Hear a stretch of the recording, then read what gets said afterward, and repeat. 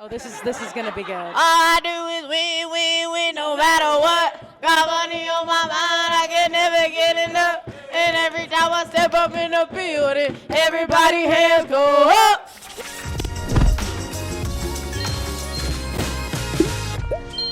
How's it going, y'all? Welcome back to another episode of Hey Soleil! I am with fantastic members of my cast. We are here to have a good time. We're gonna play around today. And with my first question to play around with, what is your anthem? I have to say, Greater Than the Sun by Zoe. By Zoe. Yeah. You can laugh if you like, you can cry if you want, but you must realize there's nothing greater than the sun. There's nothing greater than the sun, y'all. Oh, this is gonna be good. All I do is win, win, win, no matter what. Got money on my mind, I can never get enough. And every time I step up in the building, everybody hands go up. What? And they stay there. And they stay there. And they stay there. Up, down, up, down, up, down. Cause all I do is win. Win. And if you going, put your in the, and they stay there. That's right, baby. That's right. Who here has the best laugh? The best laugh. Like, I actually have to agree. I don't weigh in. We It's need very a sample. contagious We need a and sample. very startling. We need a laugh. We love your laugh. No way y'all giving me this mic to laugh. I can't. Yeah, like when Sang laughs, you can hear it in the next county for sure. I definitely think you have the best isms. The Jersey beats. She'll start doing Jersey beats, or she'll start screaming, and it'll be the funniest thing ever. She was like, "What's up?" Or it'll be like a 1 p.m. matinee on a Sunday, and like everyone will be like in the theater, and Sang comes and goes, "Good morning, everybody! We're here. I literally have a video of you doing that, walking in. Everybody! What's good? Roll the tape.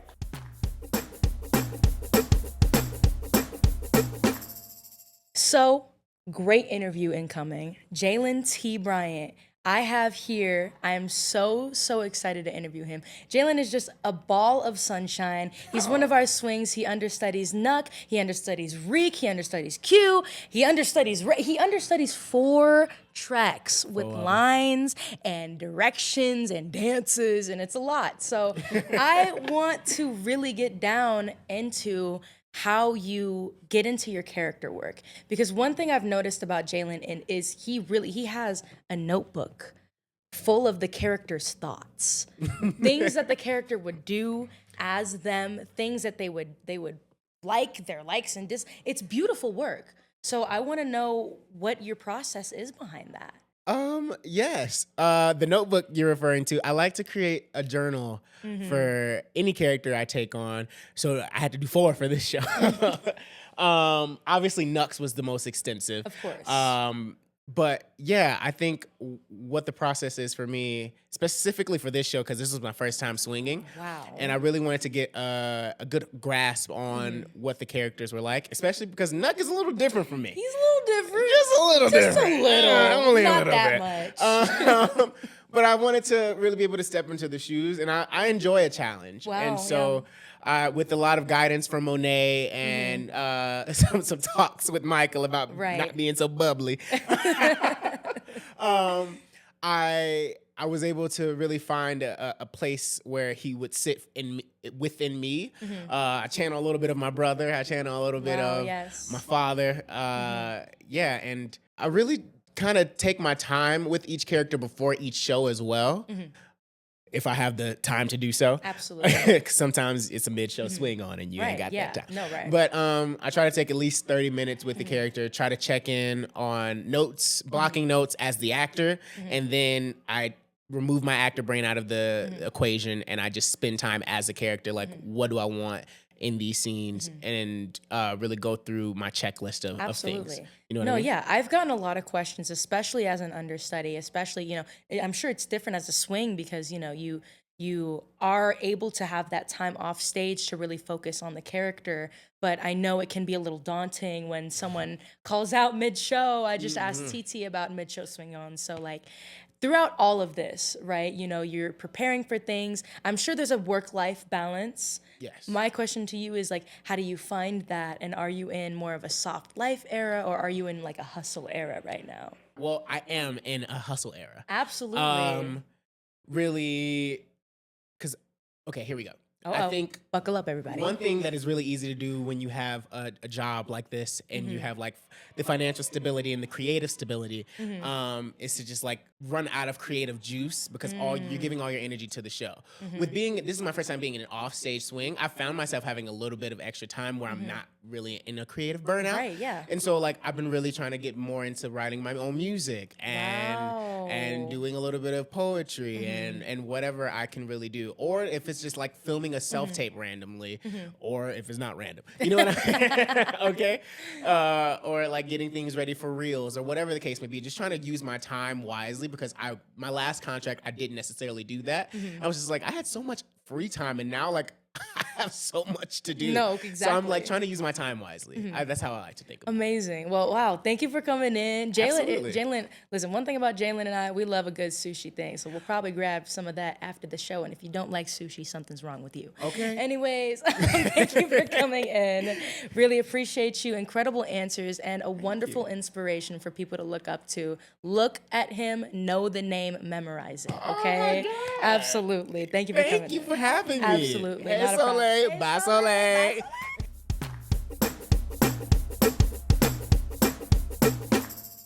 Guys, I'm here with the one and only Destini is the best. I can't even get started. I had her on a previous episode, and so I'm sure you guys know all of the other questions, how she got here, etc.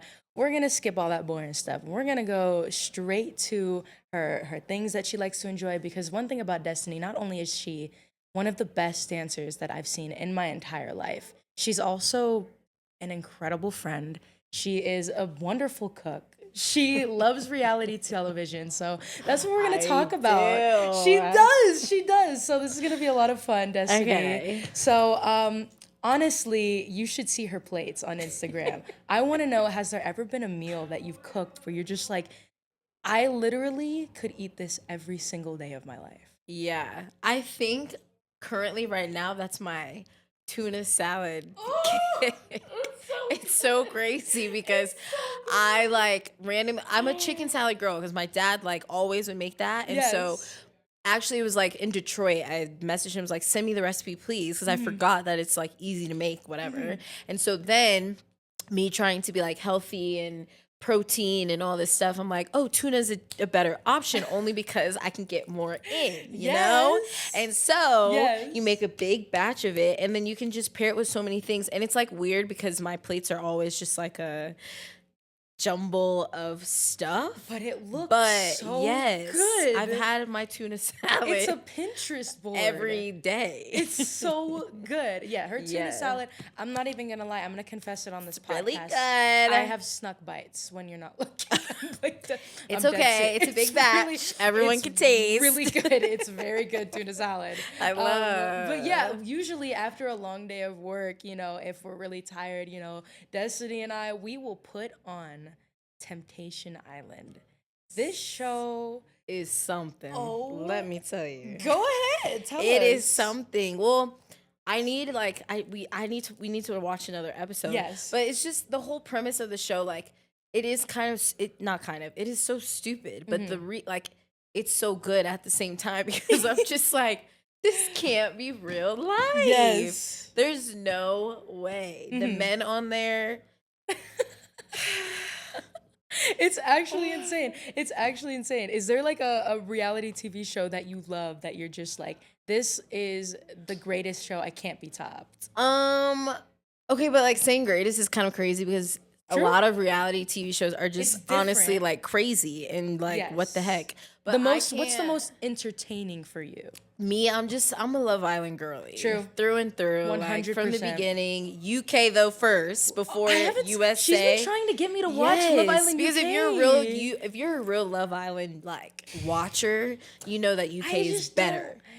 USA just started getting its hype because of season 6, which is great, awesome, amazing. But if you want to see some real drama and the craziness, UK is where it's at. Okay. So yeah, I don't know. And then over the years, my friends have always just joked about me like going on the show because I always am just like I would just be crazy, not in a bad way, but just. I would just be myself and be like, this can't be real, and just talk and whatever. Yeah. And all the things that everyone's like, you need to go on the show, you need to go on the show. So I just if there was a show you would want to go on, which one would it be? I think it would be Love Island. You would be Love Island. But I don't know, because I wouldn't want to do those challenges, kissing on everybody like that, because I just can't. But just to like, I think it would be fun. It would be fun. I think you'd be a phenomenal contestant. I would vote you 1,000 times over, even if I didn't know you. That's real. All right, this is our last question. I have to ask you this. Yes. So other than, obviously, she's just has so many incredible parts of her. I think what's really cool is, we touched on this the previous episode where she is working on her own clothing line, and I just want to be here to stamp of approval. Not only that, but she knows exactly what she's doing. Like, she is working on this outfit for an upcoming event. I won't say it because I know she likes to surprise people, but I want to know what goes into the process of, like, I asked you this last episode, but I want to know, like, for special events. Yeah. What do you want to say, and like what is that process for you making a statement? Yeah. So for this, like, I would say specifically for this, I'm a Pinterest girly. I put her on to Pinterest. Like, Pinterest is my Instagram. I will just scroll, and it's so crazy because it's just looking through. I love it. That's a cool tattoo I'm saving.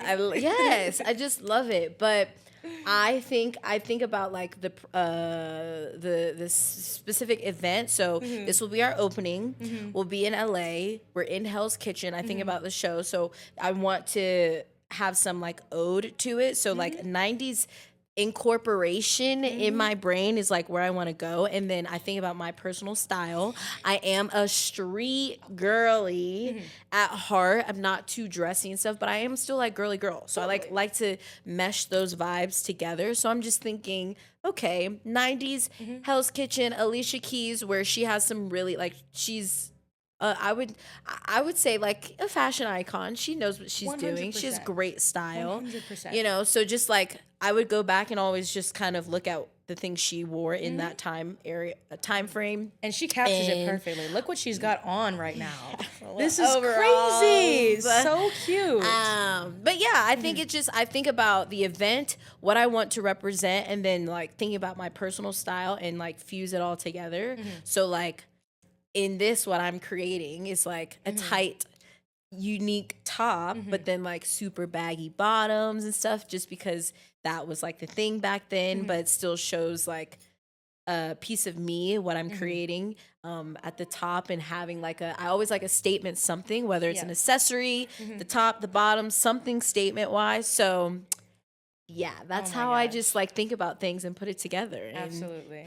At the end of the day, I want everything to always represent me and my style too. So, yeah.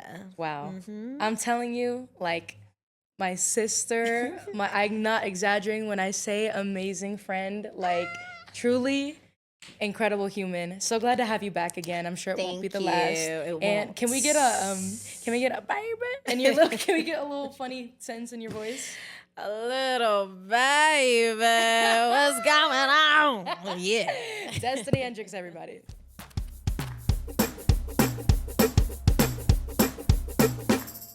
Sangita Santhebennur, oh my gosh, is actually working on music right now. She has finished her first song, which is amazing. I would love if you could talk about that journey with us, how you found the time during the tour. Woo! Come on. That's good. Let's get started. Good, Let's start it. So, wow. Sangita means music. Yes, it does. Did you guys know that? Boom. Drop the mic. Right. Means music. Her name Sangita is means music. And I feel like there have always been seeds in my spirit that have led me towards music. Now, the cool thing about being multi-hyphenated is that you can always pick up and go in any one direction. You know what I'm saying? You're not limited to anything. Wow. You can just be like, oh, I want to do this today. I want to dance today. Cool. I'm going to lock in and do that, you know? And, I wake up and I'm like, I'm feeling like I need to go, run or do whatever it is. You can just pick up and you can go. And I think every single person has that aspect to them, whether you want to acknowledge it or not, right? And now when you're talking about professional, obviously that's a different lens, and it depends on how you define professional.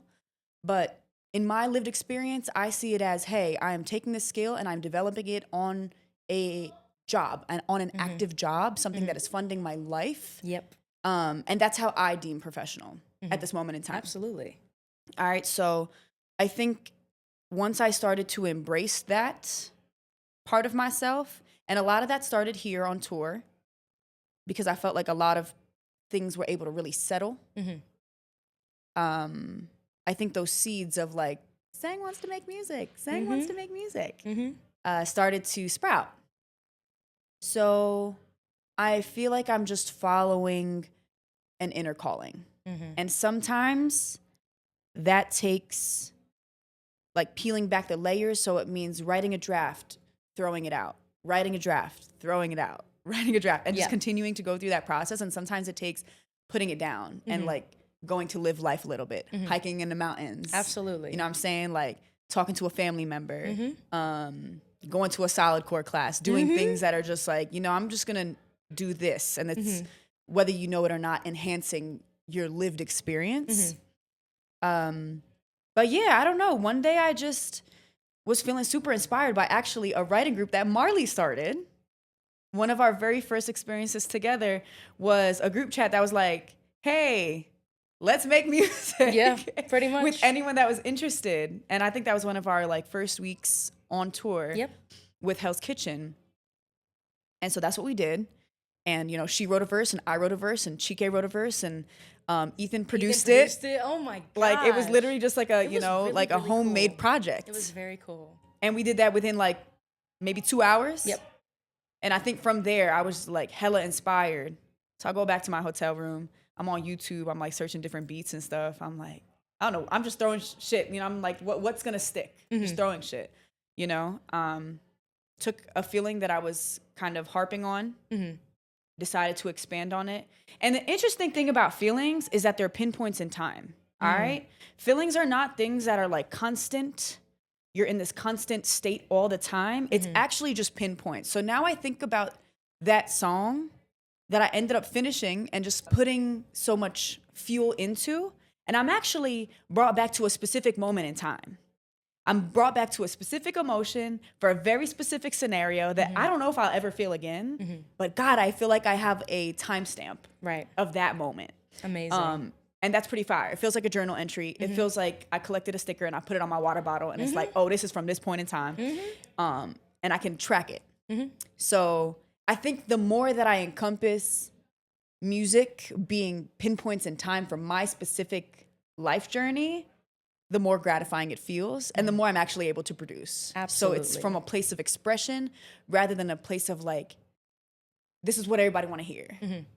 Absolutely. No, it really is. It's like journal entries. It's and literally I love expression. Everything that you've said in that answer. And I think it's really interesting because like, not only are you working on that, but like, you're also going to solid core classes and you're also hiking and you're also hanging out with friends. So it's just like, you're working on so many things during the day and you're making sure that your days are so colorful. What would you want to say to people who maybe, like are on a tour already and they don't know how to fill their space? Oof. I think it looks so different for everybody, but I think it's so important to kind of tap into that multifacet for your own life.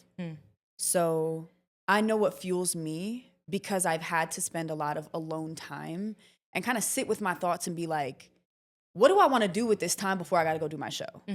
And this not being my first tour, I've had practice doing that. So I'm lucky enough by this point in time, I'm like, oh, okay, Learning this through is not my experiences. first rodeo. Right. But every experience is going to be different. Every environment, every cast that you're working with is going to be different. But things that ground me that I've learned over time, I'm going to take a solid core class, okay? I'm going to go work out. I'm going to find a coffee shop. I'm going to find a matcha, and we'll do it. I'm going to call my mom. I'm going to talk to her as long as she'll pick up the phone. Absolutely. I'm going to call my brother. I'm going to call my family members, my cousins, and I will call everybody. Absolutely. I literally will. It's important to connect with your people back home. Constantly calling my people. Dang, man. Well, that's discover amazing. new music. Yes, absolutely. I don't know. It's like, how do you find the things that matter to you? Like, think about yourself in grade school. Like, what were you doing that you're like, oh, actually, I still do this? Right. Connecting with that inner child. And making sure that you really just, the inner parts of yourself are getting, utilized throughout everything. So. And you're still actively practicing those things. Like, pick up a pen and draw if that's what you like. If you remember yourself doing that as a kid in the corner of a textbook, like, do that for fun. Do the things that you would do for fun and like try to like reincorporate them into your life, and it'll probably bring you more joy than you think. Sang. Jersey. Jersey. Jersey. Thank you for coming in. Always a pleasure with you. I'm sure this will not be the last. So I appreciate you always. This was incredible. I know people are going to love to hear what you have to say. So always amazing to have you in. I love you. Thank you for making me talk about the things that are scary. Of course. Guys, this is scary. That's how you know do that? it. It's and how then you do it scared. And then you've done it. It gets easier.